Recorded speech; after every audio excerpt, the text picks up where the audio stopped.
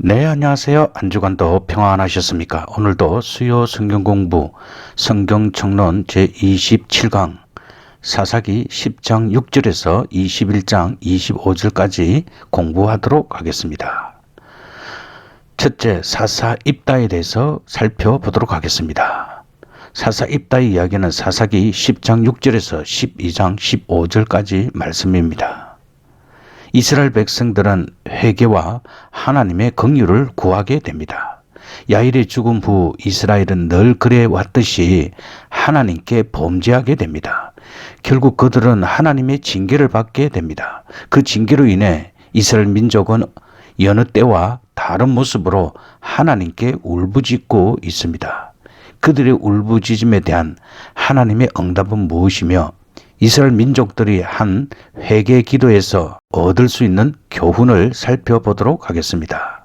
이스라엘 백성들의 진실한 회개와 하나님의 응답. 이스라엘이 이방신들을 섬기자 하나님께서는 블레셋과 암몬을 들어 이스라엘을 지배하게 하십니다. 이러한 상황에서 이스라엘 민족은 하나님께 부르짖습니다. 이스라엘 민족과 하나님의 대화의 장면에서 우리는 이스라엘 민족들의 회개가 구체적이라는 사실을 알게 됩니다. 자신들의 처지를 한탄하는 기도가 아니라 진실되며 스스로 기도한 대로 행동에 옮기는 모습을 보인 것입니다. 결국 하나님께서는 이스라엘 민족의 회개를 들어주십니다. 이들의 기도를 들어주시는 하나님의 모습은 바로 사랑 그 자체였습니다. 따라서 하나님께서는 이스라엘의 진실한 회개를 인하여 견딜 수 없게 되었음을 말하고 있는 것입니다. 진실한 회개는 하나님의 응답을 들을 수 있는 것입니다. 온갖 죄악에 젖어 사는 우리 인생들은 하나님께서 구원의 손길을 주시지 않아도 아무런 불평을 할 수 없지만 그래도 구원하여 주시기를 원하시는 하나님의 그 사랑하심을 깊이 깨달을 수 있어야 할 것입니다. 하나님 앞에 나와 눈물 흘리며 기도한다고 하지만 그것이 그저 입술로만 끝나버리는 신앙 고백은 아닌지, 나의 회개 기도는 어떠한 모습인지 스스로 돌이켜 보아야 할 것입니다. 사사기 11장 1절에서 40절 말씀에서는 사사 입다와 그의 서원이 나옵니다. 입다가 이스라엘의 사사로 선택되기까지는 특별한 과정이 있었습니다. 그 과정은 무엇인지 그리고 입다는 어떤 사람인지 왜 하나님께서 입다와 같은 사람을 사사로 세웠는지 그리고 하나님 앞에 무모한 서원을 함으로 자신의 딸을 하나님께 번제로 드린 사건은 우리들에게 무엇을 교훈하고 있는지 살펴보겠습니다. 우리는 먼저 하나님의 섭리하심과 경솔한 입다의 서원에 대해서 살펴보겠습니다. 입다는 기생의 아들로서 자신들의 형제로부터 멸시당하며 쫓겨나게 되었습니다. 그러던 중에 이때 이스라엘 민족은 그에게 찾아와 자신들의 군대 장관이 되어 달라고 합니다. 입다는 길앗의 군대 장관이 된 후 하나님이 나중에 사사로 추인하신 것입니다. 입다는 암몬 왕의 강팍함으로 인해 전쟁을 하게 됩니다. 이 전쟁을 앞두고 입다는 하나님 앞에 서원을 하게 됩니다. 그 서원은 조건적이었습니다. 즉 전쟁에서 승리하게 해주면 자신을 맞이하러 나오는 첫 번째 사람을 번제로 드리겠다는 것이었습니다. 이 부분에 대해 여러 학자들은 입다가 실제로 자신의 딸을 인신 제물로 바쳤다고 합니다.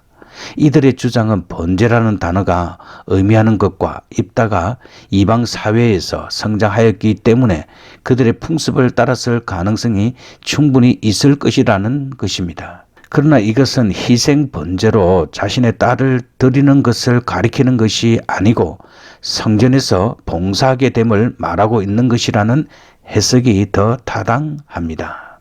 인간은 하나님의 일을 위해 쓰임받는 도구입니다.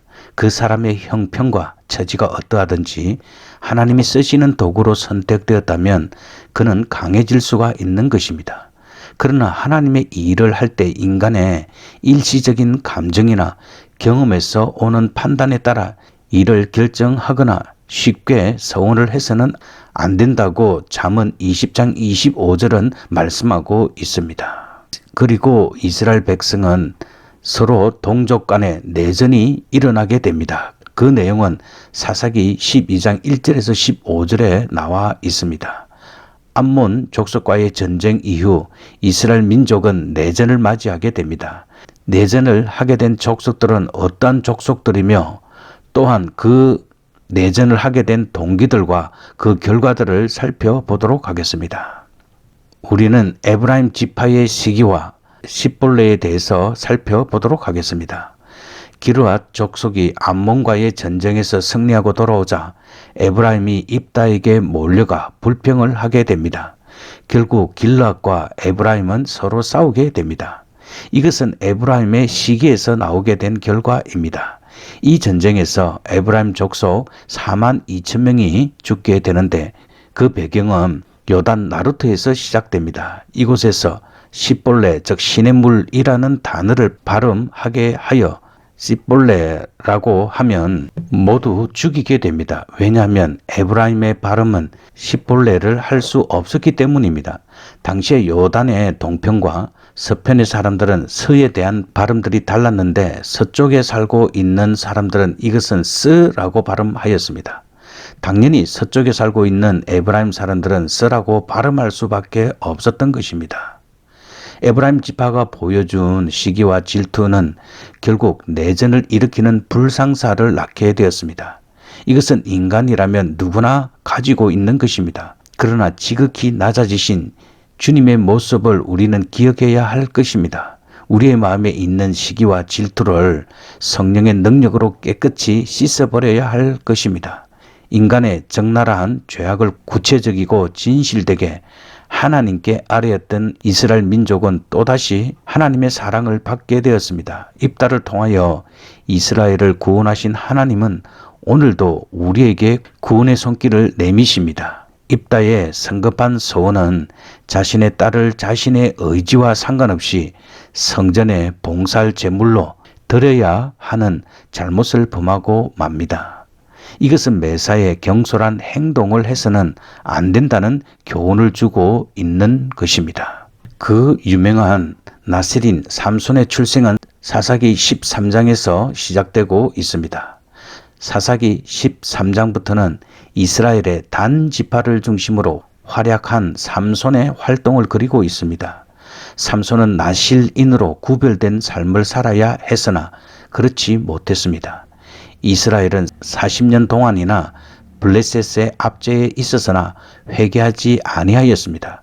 그러함에도 불구하고 하나님께서는 택하신 백성들을 구원하시기 위해 엄밀히 삼손을 준비시켰던 것입니다. 이제 우리는 이렇게 준비된 삼손의 출생에서부터 그의 결혼생활 그리고 그의 범죄로 인해 맞이해야 할 비극적이면서도 대승리를 가져온 삼손의 최후를 살펴보도록 하겠습니다.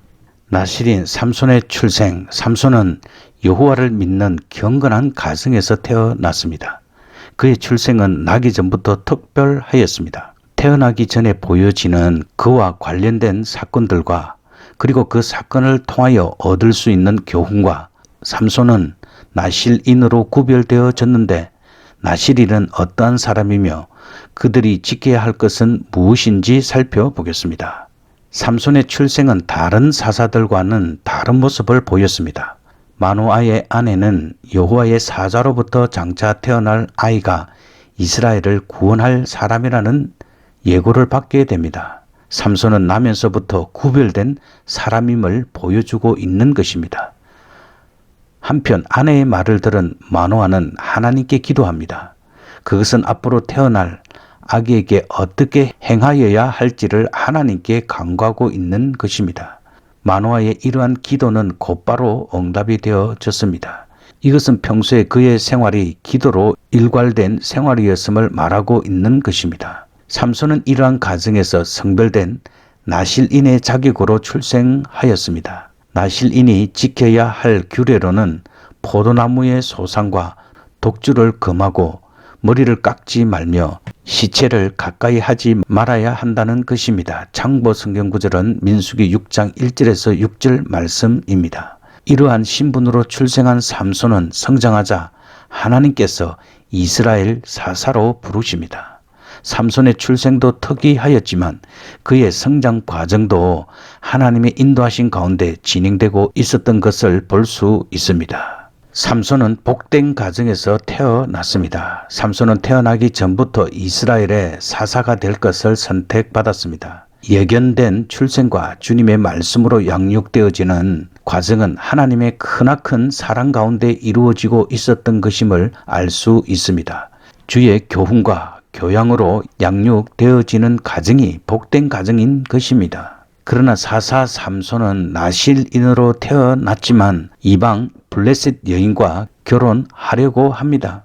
그의 결혼에 관한 사건들은 무엇이며 그 사건을 통해 보여지는 하나님의 섭리는 무엇인지 살펴보겠습니다. 삼손은 딥나로 내려가 이방 블레셋 여인과의 결혼을 허락해 달라고 부모에게 간청합니다.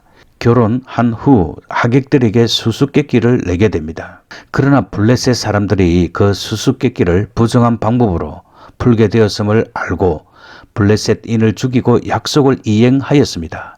그리고 고향으로 돌아갔습니다. 그 후에 다시 딥나로 내려갔지만 그곳에서 자신의 아내에 대한 소식을 듣고 복수를 하게 됩니다. 그러나 복수에 화가 난 블레셋인들은 유다를 치려고 하자 유다는 삼손을 잡아 블레셋에게 넘겨줍니다. 즉 같은 동족의 손에 결박을 당하게 된 것입니다. 그러나 하나님의 권능을 입은 삼손이 레히에서 결박을 풀고 블레셋인 1000명을 죽입니다. 이러한 일련의 사건들은 이스라엘을 구속하기 위한 하나님의 섭리하심이었습니다. 무엇보다도 삼손은 하나님의 신에 감동된 자였습니다. 인간의 힘으로는 도저히 할 수 없는 일을 삼손은 하였습니다. 그 이유는 하나님의 신이 그에게 임했기 때문입니다. 동족으로부터 배반을 당할 만큼 완악해졌지만 그 가운데 하나님의 능력으로 일을 해 나가는 삼손은 하나님을 위하기보다는 개인적인 욕심과 감정으로 일한 것을 볼 수 있습니다. 그러함에도 하나님께서는 그를 들어서 사용하셨습니다. 사사기 16장에서는 드릴라와 삼손의 최후의 모습을 말씀하고 있습니다. 나실인으로 구별되어 이스라엘을 구원한 삼손도 완전하지는 못하였습니다. 그가 저지르고 있는 죄악의 모습은 어떤 것들이며 말년에 그는 어떤 유혹을 받았으며 그리고 그 유혹으로 인해 받게 된 그 최후의 모습은 무엇인지 그리고 그의 생이 다하는 순간까지 그는 2번 기도를 하였는데 언제였으며 그리고 그 기도를 통해 볼 때 삼손의 생활은 어떠했는지 살펴보겠습니다. 삼손은 모든 것을 무시한 생활을 하였습니다. 삼손은 그의 생활 속에서 자신의 힘을 의지하여 자신의 부모를 무시하였으며 나실인이 지켜야 할 규례들을 어기면서 사자의 시체에 손을 대었습니다. 그리고 심지어 하나님의 경고조차도 경시하였습니다. 이러한 그의 죄악은 또다시 그를 유혹의 길로 빠져들게 하였습니다. 결국 블레셋인의 포로가 된 삼손은 자신의 죄악을 회개하며 하나님의 은총을 간구하는데 그의 기도는 응답되어 다곤 신전이 무너져 블레셋인과 함께 장엄한 최후를 맞이하게 됩니다. 삼손의 가장 큰 문제는 육적인 정욕이었습니다. 아무리 완벽한 인간일지라도 육적인 유혹에 빠져들게 되면 결국 그 유혹으로 인해 비참한 최후를 맞이하게 됩니다. 비극적인 죽음을 맞이한 삼손도 결국 이러한 유혹에 넘어갔기 때문입니다. 우리는 육적인 정욕을 상실할지라도 함께 하시는 성령을 잃어버려서는 안 되는 것입니다. 나기 전부터 택함 받았던 삼손은 그 누구보다도 막강한 힘을 가지고 있었지만 자신에게는 약했습니다. 블레셋을 불태웠으나 육신의 정욕의 불은 조절할 수 없었으며 하나님의 일을 하기보다는 개인적인 감정에 의해 일을 해왔던 것입니다. 그러나 하나님께서는 이러한 삼손을 들어 구속의 도구로 사용하셨습니다. 이것은 무능한 인간에게 함께 하시는 하나님의 은총을 말하고 있는 것입니다. 하나님께서는 자신의 구속 사역을 이루어 나가시는 데 있어서 어떠한 방해도 받지 않으시는 분이십니다. 다시 한 번 더 삼손의 삶을 정리해 보도록 하겠습니다. 삼손의 업적은 성경에 여러 가지로 기록되어 있는데 크게 세 가지를 들 수 있습니다. 그는 먼저 블레셋 여인과 결혼하였습니다. 삼손의 탄생이 천사에 의해 예고되었던 것처럼 그는 성장하면서 성령의 능력을 받았습니다. 그러나 그는 부모의 의사를 무시하고 하나님을 섬기지 않는 블레셋 여자와 결혼하기로 하였습니다. 이것은 삼손에게 있어서 그의 삶을 망치는 가장 치명적인 일이었습니다. 그는 블레셋으로 가는 길에 사자 한 마리를 맨손으로 죽였고 그곳에서 나온 꿀로 후에 수수께끼를 냅니다. 결혼식에서 삼손의 수수께끼에 대한 해답을 삼손의 신부가 블레셋 사람들에게 가르쳐 주자 삼손은 블레셋 사람 30명을 죽이고 아비 집으로 돌아갑니다. 그 뒤 그는 처가로 돌아와서 신부를 다른 사람들에게 준 것에 대한 보복으로 블레셋 곡식 밭을 불태웠습니다.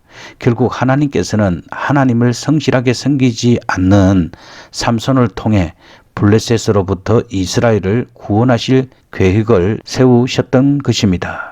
그리고 삼손은 블레셋 신전을 무너뜨리게 됩니다. 성경에서는 삼손의 기도에 대해 2번 언급하고 있는데 이 모두 자기 중심적인 기도였습니다. 그는 블레셋의 한 성읍에서 체포되었는데 그는 그 성읍의 철문을 떼어내고 도망쳤습니다. 그러나 그의 깨어있지 못함은 드디어 블레셋 여인 드릴라에 의해 멸망의 길로 인도함을 받게 됩니다.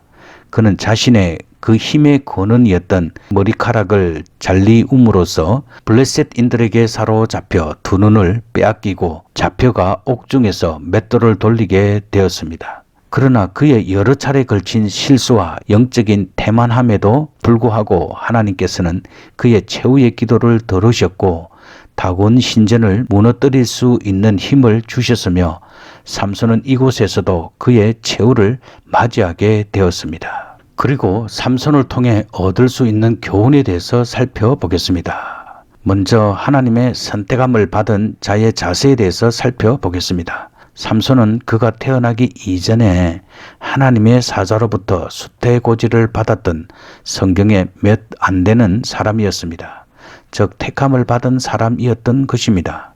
그러나 그는 하나님 앞에 방종함으로 멸망을 당하게 되었습니다. 택함을 받은 자가 마땅히 가져야 할 자세를 가지지 못하였던 것입니다. 택함을 받은 자는 하나님께서 지키라고 명하신 모든 것을 빠짐없이 지켜야만 하는 것입니다. 그리고 삼손은 영적으로 태만하였습니다. 하나님을 믿는 성도들은 날마다 깨어 있지 않으면 안 됩니다. 날마다 하나님의 뜻을 상고하고 살피지 않으면 멸망의 길로 접어들 수밖에 없는 것입니다. 삼손의 삶은 세상에 속하여 있는 것이었고 자신의 정욕에 따른 삶이었습니다.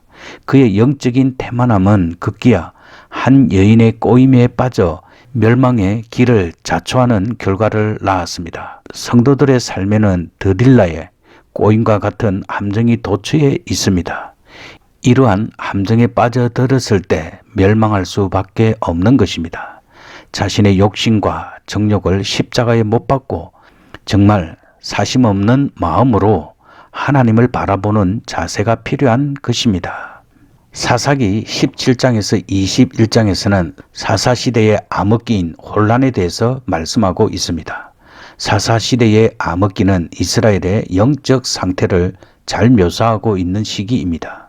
이스라엘은 삼손의 죽음 후 극도로 패역하게 됩니다. 그것은 미가로부터 시작되는 우상 숭배의 길을 걸으면서부터였습니다. 결국 이것은 단 지파에게까지 확산되었습니다. 그리고 사사기 17장부터 21장까지는 이스라엘의 전반에 걸쳐 만연한 윤리적으로 타락한 모습과 이것으로 인해 야기된 이스라엘 총회의 회직과 결정, 그리고 그 결정에 불복하는 베냐민 지파, 또다시 회개하는 이스라엘의 총회와 베냐민 지파의 구원에 관한 내용들을 보여주고 있습니다. 사사기 17장과 18장은 우상 숭배의 확산에 대해서 말씀하고 있습니다. 미가의 가정에서 일어난 사소한 범죄 사건으로 인해 우상을 숭배하는 결과를 가져옵니다.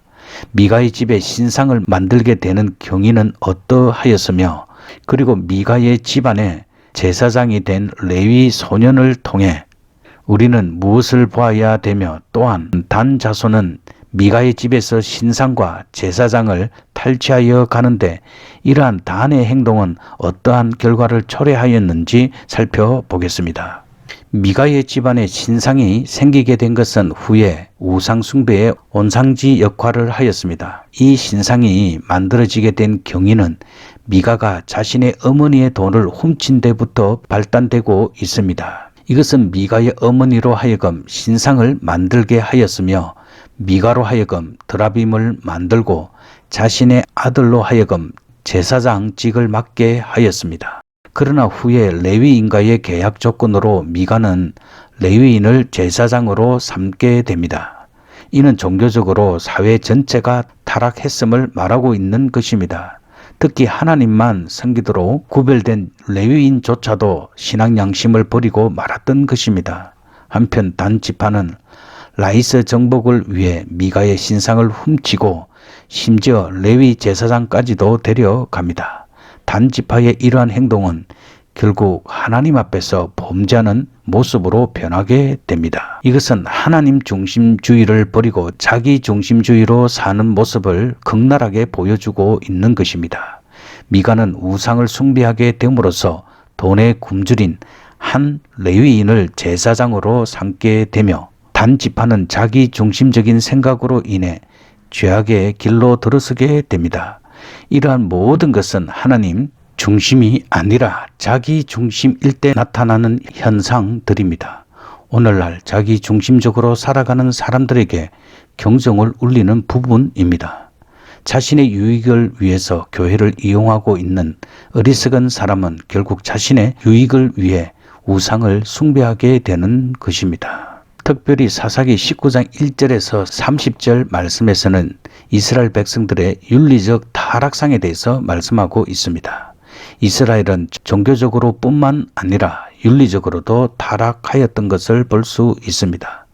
윤리적으로 타락한 이스라엘의 모습은 어떻게 비추고 있으며, 그것이 주는 교훈과, 그리고 레위인이 자신의 첩을 12덩이로 나누어 이스라엘 사방으로 보내었는데 이것이 의미하는 것은 무엇인지 살펴보겠습니다. 먼저 이스라엘 민족은 개인, 정치, 사회적으로 타락하였습니다. 당시 이스라엘 민족은 윤리적으로 타락하였음을 볼 수 있습니다. 이것은 레위인이 첩을 두었다는 사실에서 발견할 수 있는 것입니다. 레위인은 기생이나 부정한 여인을 취해서는 안 됩니다. 그럼에도 불구하고 그는 행음하고 자기를 떠나간 첩을 데려오고자 하였습니다. 이를 통해 당시 부패해진 사회의 모습을 볼 수 있습니다. 레위인은 자신의 첩을 12덩이로 나누어 이스라엘 각 지파에게 보냅니다. 이것은 당시에 재판할 왕이 없었기 때문입니다. 그러나 레위인의 이러한 행동은 자신의 죄를 망각하고 타인의 죄만을 고집하는 억척이었습니다. 하나님을 떠난 사회는 병들기 마련입니다. 특히 어느 시대를 막론하고 성적으로 타락하게 될 때 그것은 걷잡을 수 없는 죄악의 길로 몰고 갑니다.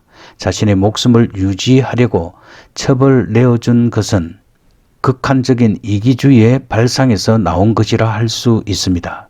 성개방 시대를 맞이한 현대에 교회가 해야 할 일이 무엇인지 바로 깨달아 그것을 실천하는 일이 무엇보다도 중요합니다. 사사기 20장과 21장에서는 이스라엘이 총회로 모이게 되고 베냐민 지파를 어떻게 할 것인지 결정하게 됩니다.